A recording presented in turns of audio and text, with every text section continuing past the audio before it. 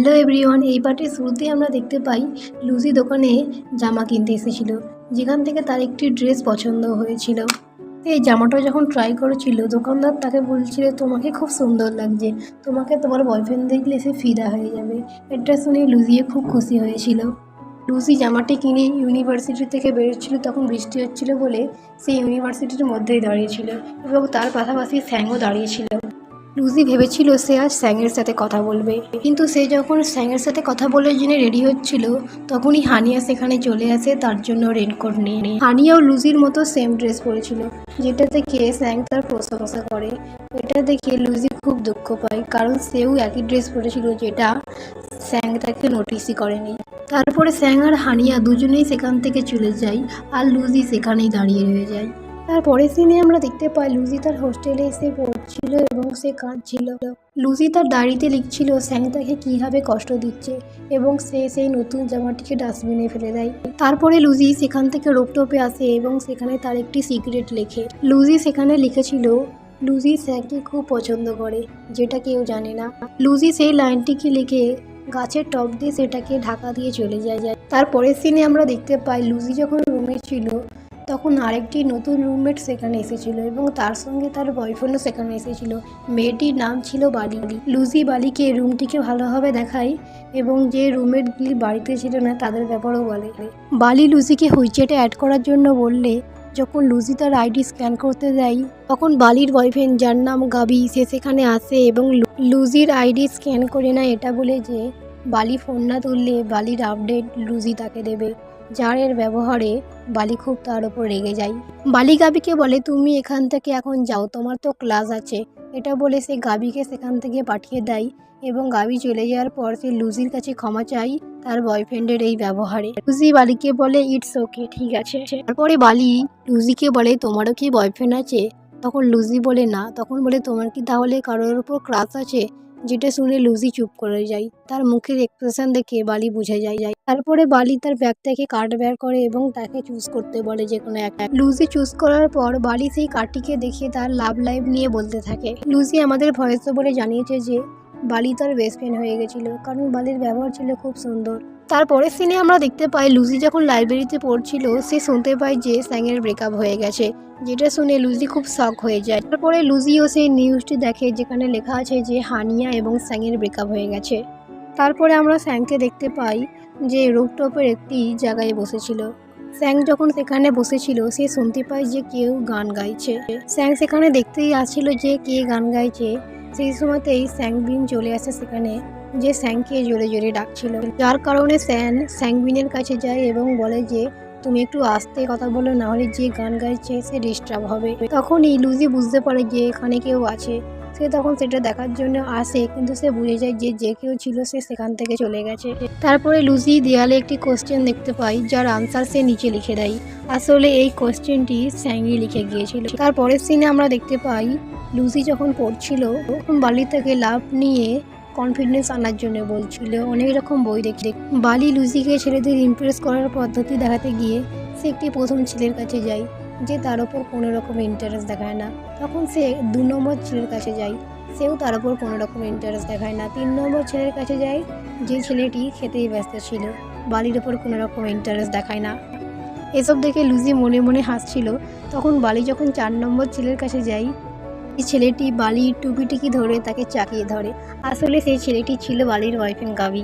বালি গাবিকে দেখে শক হয়ে যায় এবং বোঝানোর চেষ্টা করে যে সে শুধু লুজিকে ছেলেদের ইমপ্রেস করার টিপস দিচ্ছিল, তার কোনো ছেলের সাথে কথা বলার ইন্টেনশন ছিল না। বালির কথায় গাবি বিশ্বাস না করলে তখন লুজি সেখানে আসে আর বলে যে সে সত্যি ছেলেদের ইমপ্রেস করার তাকে টিপস দিচ্ছিল। তখন গাবি বালিকে বলে ঠিক আছে, তুমি আমার গালে কিস করলে তবেই আমি মানবো। যার কথা শুনে বালি তাকে গালে কিস করে দেয়। তারপরে সিনে আমরা দেখতে পাই লুজি যখন সাইকেল পার্ক করতে এসেছিল, সে তখন দেখতে পায় যে একটি মেয়ে স্যাংকে কিভাবে ডিস্টার্ব করছে। এই মেয়েটি স্যাংকে বলছিল যে তুমি আমাকে তোমার গার্লফ্রেন্ড বানিয়ে নাও, তুমি তো সিঙ্গেল, না হলে আমি তোমাকে এখান যেতে দেবো না। তখন স্যাং বলছিল যে তোমাকে আমার বন্ধু পছন্দ করে, তোমার সাথে আমি কোনো রকম রিলেশন রাখতে পারবো না। কিন্তু সেই মেয়েটি তার কোনো কথাই মানছিল না। এসব দেখে লুজি সেই মেয়েটিকে ইচ্ছে করে ধাক্কা মারে, যার ফলে সেই মেয়েটি স্যাংয়ের জামাটিকে ছেড়ে দেয়। তখন স্যাং লুজিকে বলে তুমি কি সেই আমাদের স্কুলের লুজি? যেটা শুনে লুজি খুব খুশি হয় এবং বলে হ্যাঁ, আর সে মনে মনে ভাবে যে স্যাং তাকে চিনতে পেরেছে। তারপর স্যাং সেই মেয়েটিকে বলে, আমি আমার ক্লাসমেটের সাথে আলাদাভাবে কথা বলবো, তুমি এখান থেকে যাও। যেটি শুনে সেই মেয়েটি লুজিকে ধাক্কা মেরে সেখান থেকে চলে যায়। সেই মেয়েটি চলে যাওয়ার পর লুজি স্যাংকে বলে, তুমি তাহলে আমাকে থ্যাঙ্কস করবে না, তোমাকে যে আমি বাঁচালাম? তখন স্যাং বলে, ঠিক আছে, আমার সাথে কফি খাওয়ার জন্য চলো।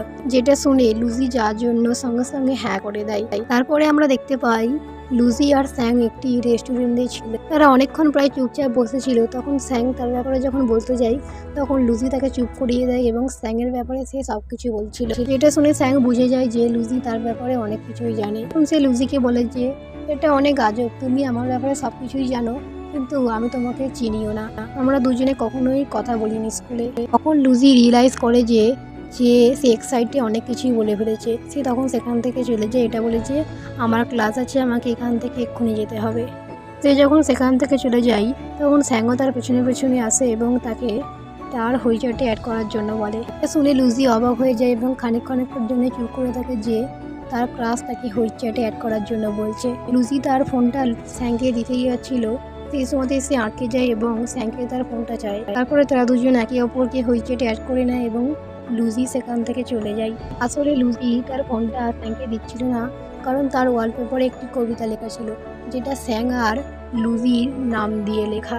তারপরে আমরা পাস্টের একটা সিন দেখতে পাই, যেখানে লুজি ছোট ছিল। সে যখন প্রথম স্কুলে এসেছিল তখন সে তার নাম বললে টিচার তারা স্যাংয়ের নাম দিয়ে একটি কবিতা বলেছিল, যেটা সে সেভ করে রেখেছিল, যেটা ভেবে ভেবে যাচ্ছিল। এবং তারপরে আমরা বালিকে দেখতে পাই যে খুব কাঁদছিল, কারণ তার গাবির সাথে ব্রেকআপ হয়ে গেছিল। লুজি বালিকে কমফোর্ট করার চেষ্টা করে। তখন বালি লুজিকে বলে যে তুমি বুঝবে না, কারণ তোমার কোনোদিনই বয়ফ্রেন্ড ছিল না। তখন লুজি বলে যে আমার কোনোদিন বয়ফ্রেন্ড নাই থাকুক, কিন্তু স্যাংয়ের ওপর আমার 15 বছরের ক্রাশ, তাই আমি বুঝি তোমার কষ্টটা। এটা শোনার পর বালি বলে 15 বছরের? তখন সে তার দুঃখ কান্না ভুলে গিয়ে লুজির লাভ স্টোরি শুনতে বসে পড়ে এবং এটাও বলে যে আমি চাই তুমি তাড়াতাড়ি তোমার ক্রাশকে পেয়ে যাও। তারপরে আমরা লুজি আর স্যাংবিনকে দেখতে পাই, যারা একটি জায়গায় বসেছিল। স্যান ইয়াংবিনকে বলছিল যে আজ আমি লুজির সাথে কফি খেয়েছি। সেটা শুনে স্যাংবিন বলে, তুমি কি লুজিকে পছন্দ করো? তখন স্যাং বলে যে না। তখন স্যাংবিন বলে যে তাহলে আমি চেষ্টা করতেই পারি। স্যাং বলে যে লুজিকে দেখার পর মনে হচ্ছিল যেন আমি ওকে অনেকদিন আগে থেকেই চিনি। স্যাং এটাও বলে যে ওকে দেখার পর আমার সেই ছোটবেলার পুরনো একটি বন্ধুর কথা মনে পড়ে গেল, যার সাথে আমি চার্জে বিয়ে করেছিলাম খেলতে খেলতে, কিন্তু তাকে কিছু একটা আমি বলেছিল যেটা আমার মনে নেই। লুজিকে দেখে তার কথা আমার মনে পড়ে গিয়েছিল। তখন জ্যাংমিন বলে, তুমি ছোটবেলাতেই তোমার প্রথম ভালোবাসাকে পেয়ে গেছিলে? তখন স্যাং বলে যে ভালোবাসা নয়, শুধু আমি তাকে পছন্দ করতাম, কারণ সে আমাকে সব জায়গা থেকে বুড়ি থেকে বাঁচাতো। তার জন্য আমি এখনও চার্চে যাই, যাতে তার সাথে আমার কোনোদিন দেখা হয়ে যায়। আমার জানার ইচ্ছা আছে সেই মেয়েটি এখন কোথায়, কেমন পড়াশোনা করছে, তাকে কেমন দেখতে। তখন জ্যাংমিন বলে, আমি বুঝতে পারছি তুমি ওকে কতটা পছন্দ করো, আশা করছি তুমি তাড়াতাড়ি ওর সাথে দেখা করতে পারো। আর এখানেই আমাদের এই পার্টটি শেষ হয়ে যায়।